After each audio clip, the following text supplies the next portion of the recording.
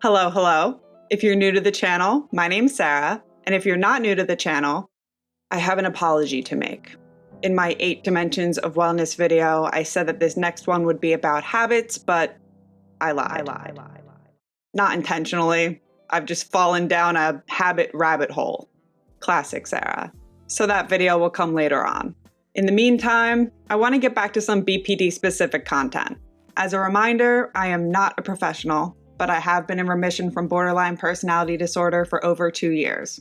I also studied the heck out of this subject. I was misdiagnosed for 12 years by more than a handful of doctors because of certain misconceptions that are still often believed and spread by professionals. And not just professionals. Even some people with BPD unknowingly spread this misinformation.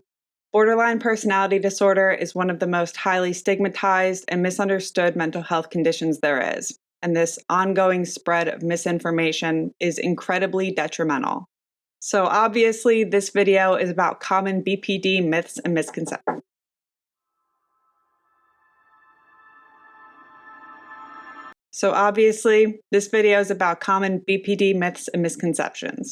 I came up with 20 of these off the top of my head, but today we're just going to be talking about the first 5, which are pretty general. I grouped the others into categories, and I'll talk about those in upcoming videos.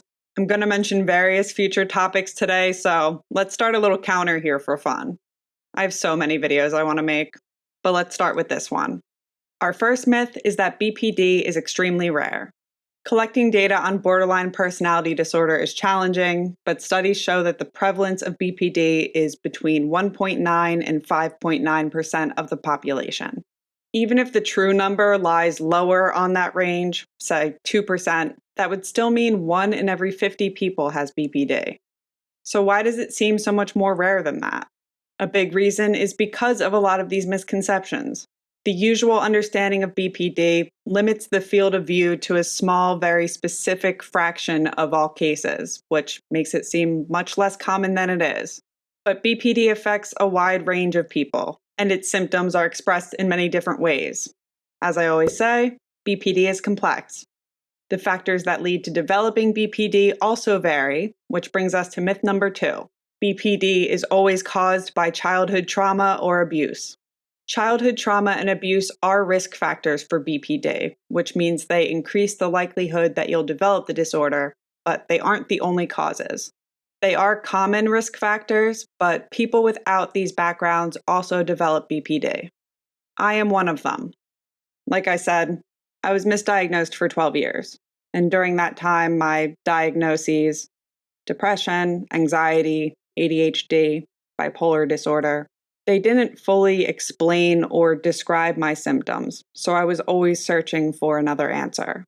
When I asked a couple doctors about borderline, I was directly told that even though my symptoms shared some similarities, because I didn't have that traumatic background, it wasn't BPD. That was invalidating and made me feel even worse about my thoughts, feelings, and behaviors. Because if those symptoms only made sense for people who had a history of abuse and obvious trauma, then there was no reason for me to have the same symptoms. I was fortunate enough to grow up in a stable household with all of my physical needs met and 2 loving, supportive parents, who I am forever grateful for. But I did still have those symptoms because I did have BPD. And knowing what I know now about myself and the condition, it does make sense that I developed it. I'm going to expand on other topics related to this one, like risk factors, complexities of trauma, it's not all obvious, and invalidation in future videos. There are also other misconceptions that kept doctors from accurately diagnosing me. I won't get to those today, but I will have them in a future myth video. Myth number 3 is that men rarely develop BPD. It was previously believed that most BPD cases were in women, at a ratio of 3 to 1, or about 75%. And it's still true that of the people who are diagnosed with BPD, about 75% of those are women. But more recent studies show that the actual ratio is closer to 1 to 1, or 50-50. So why is the diagnosed ratio still so different? There are a few reasons. In general, men are less likely to seek help for mental health issues, which automatically means that fewer would be diagnosed with them. But even those who do seek help may be less likely to be diagnosed with BPD than women because of this misconception and other gender stereotypes, and because of differences in symptom expression. Some men are more likely to suppress their emotions, so other expressions of distress like aggression or substance abuse may not be recognized as part of the larger BPD diagnosis. I often see posts from men on the BPD subreddits seeking connection with other men because they feel so alone in their diagnosis. Borderline personality disorder is already incredibly isolating and alienating, so that added layer of complexity for men really breaks my heart. So recently, I've been encouraging those people on Reddit to join and start posting more on the subreddit r/BPD men. I have no affiliation with that sub, and it's small and pretty inactive, but the only way to change that is to start using it more. Posting on the larger subs can help you reach far more people for a short period of time, but using the smaller dedicated subs can make it easier to find the specific people you're looking for, and your posts will stand out more. I suggest using both. Myth number 4 is that only adults can have BPD.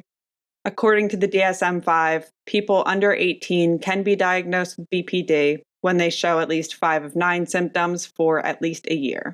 It specifies that those symptoms must be pervasive, persistent, and unlikely to be a particular development stage. Doctors are usually more reserved in diagnosing borderline before 18, although many are quick to diagnose and medicate them as mood disorders. But many cases of BPD are fully developed in middle adolescence, ages 14 to 17, mine included. There are reasons doctors can be hesitant to diagnose BPD at any age, even when they suspect it. I'm definitely going to have videos that go deeper into that subject. But this can be especially problematic and detrimental when they fail to appropriately treat the symptoms. Failing to detect and treat BPD early on can lead to years of additional trauma and other effects that come from dealing with untreated BPD. It's easier to recover if you treat BPD young when we have more neuroplasticity. But recovery is possible at any age, which brings us to our 5th and final myth. BPD is lifelong and untreatable. This one's huge, so I'm going to be totally clear. BPD is treatable and recovery is possible. A few decades ago, this myth was accepted as fact by professionals kind of across the board. BPD patients, who back then were usually only diagnosed because they were especially severe cases, didn't respond well to the standard treatments of the time, so doctors wrote them off as untreatable and hopeless. Some doctors still do. So between that and other myths that they believe in, they judge and refuse to treat BPD patients. It's really unfortunate when this happens, but if a doctor feels that way, they aren't a good fit for a BPD patient anyway.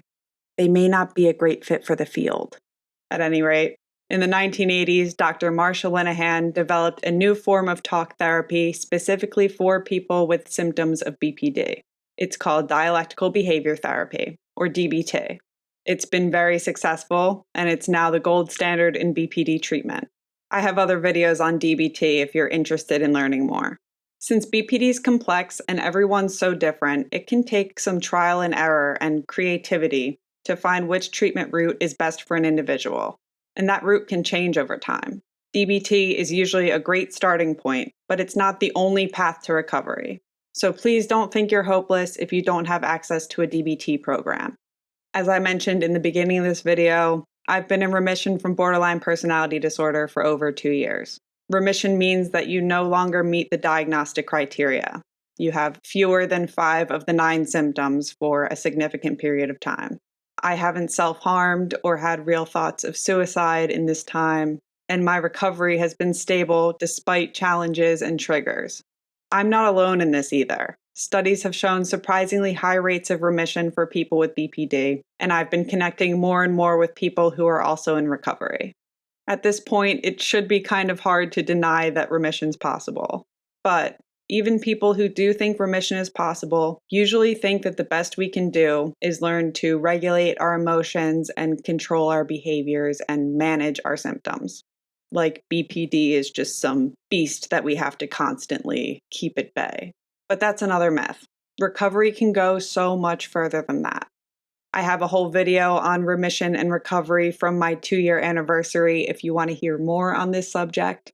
I'm also going to be making videos specifically on BPD treatment and recovery myths because there are quite a few. Another suggestion for any Redditors who are interested in this subject. Please go join r/BPD Remission if you haven't yet. This sub was dead for a while, so I took over as moderator, and I'm excited to be growing a space where people who are in remission can connect and share challenges and successes and give more accurate insight into the reality of BPD recovery. And it's not limited to people who are currently in remission. So no matter who you are and where you are in your journey, I'd love to see you there. Good vibes only. That's all I have for today, folks. Let's check the final future topic count. If you want to see those or any of my other videos, please subscribe to my channel. It helps me a lot, and I need to grow an army to dispel these myths and misconceptions. I actually hit 500 subscribers this week, and I am so grateful for each and every one of you. Your positive feedback means so much to me, and I love connecting in the comments and getting to know you guys too. Thank you for subscribing if you have, and either way, thank you for watching till the end of this video. I hope you found it helpful, and I hope to see you in the next one. Peace.